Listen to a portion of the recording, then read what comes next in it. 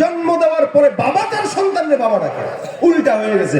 সন্তানই না বাপরে আব্বা ডাকবে, কিন্তু বাবা সন্তানরে আব্বা ডাকতেছে। বলে কেন? বলে এই সন্তানটা আমার দিল কেড়ে নিছে, যার কারণে আমি তার আব্বা নাই, সে আমার আব্বা হয়ে গেছে। আল্লাহ ঠিক বলে এই বান্দা আমার দিল কেড়ে নিছে, যার কারণে আমি আর তার আল্লাহ তো আছি, কিন্তু এখন সে নিজে আমার মুনিবের মতো হয়ে গেছে, আমি তার গোলাম হয়ে গেছি। সুবহানাল্লাহ। যার কারণে হাদিসে কুদসির ভিতরে আমার আল্লাহ পাক ডাক দিয়া বলেন, কুনতু সামাহুল্লাযী ইয়াসমাউ বিহা ওয়া বাসারুহুল্লাযী ইবসিরু বিহা ওয়া রিজলুহুল্লাতী ইয়ামশি বিহা ওয়া ইয়াদুহুল্লাতী ইয়াবতিশু বিহা। বান্দা যখন আমি আল্লাহর হয়, আমার আল্লাহ ডাক দিয়া বলে বান্দার চক্ষু বান্দার থাকে না, বান্দার হাত বান্দার থাকে না, বান্দার জবান বান্দার থাকে না। আমি আল্লাহ কুদরতি ভাবে বান্দার হাত পাও নাক আর কানে রূপান্তরিত হয়ে যায়। সুবহানাল্লাহ। এ মুসলমান, এবার আল্লাহ ওয়ালা বান্দা ডাক দেয়া বলে, আল্লাহ তোমার মহব্বতের উসিলা আমি চাইতেছি ওই বান্দারে এখান থেকে মেরে ফেলো। আমি কোন শত্রুকে মক্কার ভিতরে দেখতে চাই না, কোন বেঈমানকে মক্কার হুদুদে হারামের মধ্যে দেখতে চাই না। বারবার আসমানের দিকে তাকায় তাকায় কান্দে আর বলে, আল্লাহ জমিনের মালিক, আসমানের মালিক, তোমার সঙ্গে আমার সম্পর্ক, এই উসিলায় তুমি আমার দোয়া কবুল করে নাও। একদিন দুই দিন এভাবে করে চাইতে আছে, ওদিক থেকে রওনা হয়ে গেছে। সুফিয়ান সাওরীর অবস্থা দেখতেছে ওনার খাদেম।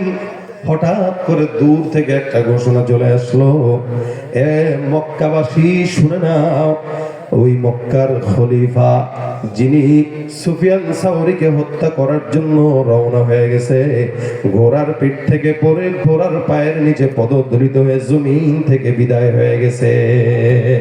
সুবহানাল্লাহ। আওয়াজ দিয়ে বলেন সুবহানাল্লাহ।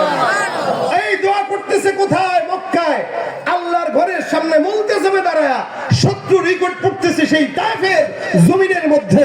মনে রাখবেন, উম্মতের ওলি বুজুর্গ যারা, আল্লাহ ওয়ালা যারা, আল্লাহর পছন্দি বান্দা যারা, ওদের কাউকে হত্যা করার জন্য জায়গায় যাওয়া লাগে না।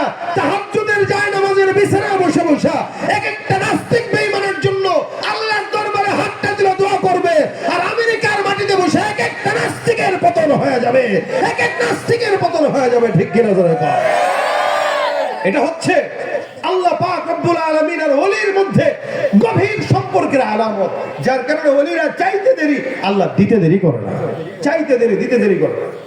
এইজন্য আল্লাহ পাক রব্বুল আলামিন বলেন, আলা ইন্না আউলিয়া আল্লাহ লা খাউফুন আলাইহিম ওয়া লা হুম ইয়াহজানুন। সবচেয়ে কাছের বন্ধু হওয়ার যোগ্যতা কার? কথা বলেন কার? আল্লাহ। ভাইরা আমার, এইজন্য আল্লাহর সঙ্গে বন্ধুত্ব যদি কোনো বান্দা করে, আল্লাহ পাক রব্বুল আলামিন বলেন, লাহুমুল বুশরা ফিল হায়াতিদ দুনিয়া ওয়া ফিল আখিরাহ, লাহুমুল বুশরা ফিল হায়াতিদ দুনিয়া ওয়া ফিল আখিরাহ। এই সমস্ত বন্ধুদের জন্য দুনিয়া এবং আখিরাতে সুসংবাদ আছে। সুবহানাল্লাহ। সুসংবাদ কিসের? বলে জান্নাতের। সুবহানাল্লাহ। কিসের? কিসের? কিসের? জান্নাত। আল্লাযীনা আমানু ওয়া কানু ইয়াত্তাকুন। আল্লাহ বলেন, ওলি যারা, এরা আসলেই মুমিন, এরা আসলেই মুত্তাকি, এদের জন্য জান্নাতের সুসংবাদ। যেই সুসংবাদটা আমি দিলাম, লা তাবদীলা লিকালিমাতিল্লাহ, এই সুসংবাদের কথা কোনোদিন হেরফের হবে না। অর্থাৎ আল্লাহ যেটা বলছেন ওটাই হবে।